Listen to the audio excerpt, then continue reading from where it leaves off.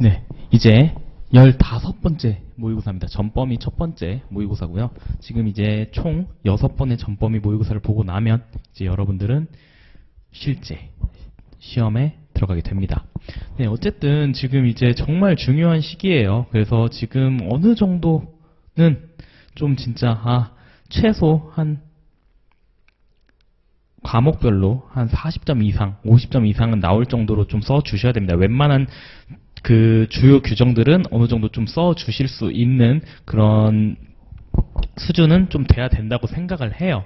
이제는 좀 뭐 돌이킬 수가 없죠. 벌써 지금 이제 4월달이 다가고 이제 5월달. 실질적으로 5월달 한 달 남은 거예요. 왜냐하면 6월달에는 진짜 공부가 아예 안 될 겁니다. 갈수록 공부 안 돼요. 저도 수험생 시절을 생각해보면 시험이 다가올수록 공부가 잘 되는 게 아니라 잘 되지 않더라고요. 근데 그냥 억지로 그냥 정신을 부여잡고 그 책상 앞에 앉아 있었던 기억이 있습니다. 어쨌든 이제 6번의 전범위를 통해서 어떻게 보면 이제 모든 부분을 다 다룰 수는 없습니다. 그래서 제가 좀 중요하다고 생각하는 부분으로 좀 문제를 구성할 거고,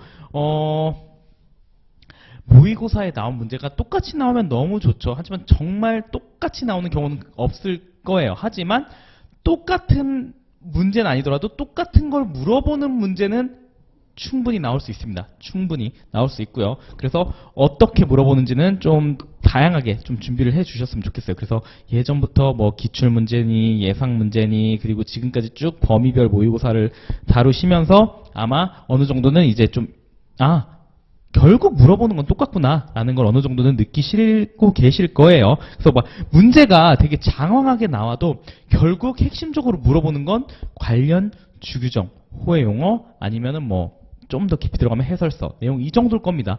사례 문제도 마찬가지고요.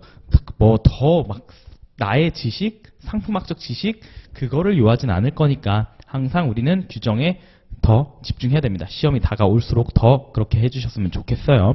그래서 일단 첫 번째 문제는 17부에 대해서 물어봤고, 제가 범위별 모의고사 때는 이거를 풀어서 뭐 예를 들면 이게 부분품 관련 규정이 있나요? 그러면은 제가 부분품과 부속품과 관련하여 관련 주규정에 근거하여 서술하시오, 이런 류의 문제를 좀 많이 드렸던 것 같은데, 요즘 또 그냥 최근 트렌드를 봤을 때는 그냥 주 몇 줄 쓰시오, 주 몇 줄 쓰시오, 주 몇 줄 쓰시오, 뭐 이런 식으로 나오는 문제 경향이 조금 더 깊은 것 같아요. 그래서 이번에는 뭐 부분품과 부속품 관련해서 관련 주규정 쓰라고 하고 뭐 이렇게 하고 다음을 쓰라고 하고 뭐 이런 식으로 문제를 구성을 해봤습니다. 그래서 오히려 우리는 알죠. 이렇게 나오면 땡큐인 거. 단 아예 잘못 쓰면 나가리 되는 거죠. 예를 들어 17부 주체 2호 쓰라고 했는데 내가 기억이 잘못해서 17부 주체 1호를 써버린다. 그러면 안 되는 거죠. 그래서 반드시 우리는 주 번호도 기억을 하고 있어야 됩니다. 이렇게 해서 17부에 관련해서 이렇게 문제를 구성했고, 또 다음 물품의 사단위호, 이 사단위호들 어렵지 않은 거 다 호의 용어에 특게 돼 있던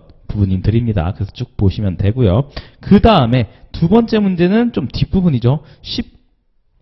20부에서 95류에 해당하는 문제입니다. 자, 95류에 해당하는 문제인데 특히 거기서도 95085에 관련돼서 좀 개정된 부분, 우리 항상 아직 개정된 지 좀 지났죠. 2022년 개정 버전 2022, 23, 24, 25.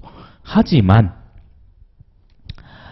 언제든지 나올 수 있는 부분이죠. 그래서 이 부분도, 그리고 사례 문제도 최근 사례입니다. 그리고 제가 그 범위별 모의고사나 뭐 예상 문제 풀이 뭐 이럴 때는 사진 아니면 그림 같은 걸 보여드렸는데 실제 시험에서 뭔가 그림, 사진이 나온 사례는 극히 드뭅니다. 극히 드물기 때문에 실질적인 시험에 좀 뭔가 더 뭐라고 해야 될까요? 더 가깝게 하고자 이제는 사진이나 그림은 없고 이렇게 물품 설명만 드렸다는 거.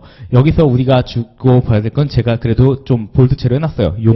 용도가 중요합니다. 왜냐하면 주규정이 신설된 것들이 있죠. 그 주규정에 따라서 거기에와 맞춰서 좀 문제를 구성할 수 있기 때문에 제가 여기 용도는 볼드체를 해놨다는 것 좀 기억을 해 주시고요. 그 다음에 세 번째, 우리 잘 좀 출제가 되지 않은 부분이긴 해요. 13부인데 13부도 우리 도자 제품이 분류되는 69류의 주규정 관련해서 좀 소성 뭐 이런 것들, 그래서 주규정이 좀 추가된 부분들이 있죠. 개정을 통해서. 그래서 그런 부분들도 엮어서 좀 나올 수 있기 때문에 다시 한번 문제를 한번 봤고요. 그 다음에 49류 에 대해서도 좀 문제를 내고 어떻게 보면 이번 전범위 모의고사에서는 중요하지 않다고 생각하는 부분을 좀 많이 집어넣는 경향도 아마 여러분은 있다고 생각하실 거예요. 그래도 좀 놓칠 수 없는 부분들이 있기 때문에 이렇게도 나올 수도 있겠네 라고 생각하시고 한번 문제를 좀 한번 봐주셨으면 좋겠습니다. 뭐 중요한 부분들도 당연히 다를 거예요. 뭐 16분이 뭐 이 정도는 아마 결국 가장 많이 다루게 되는 건 또 16부 쪽일 거예요. 그래서 어쨌든 이번에 좀 한번 보겠습니다.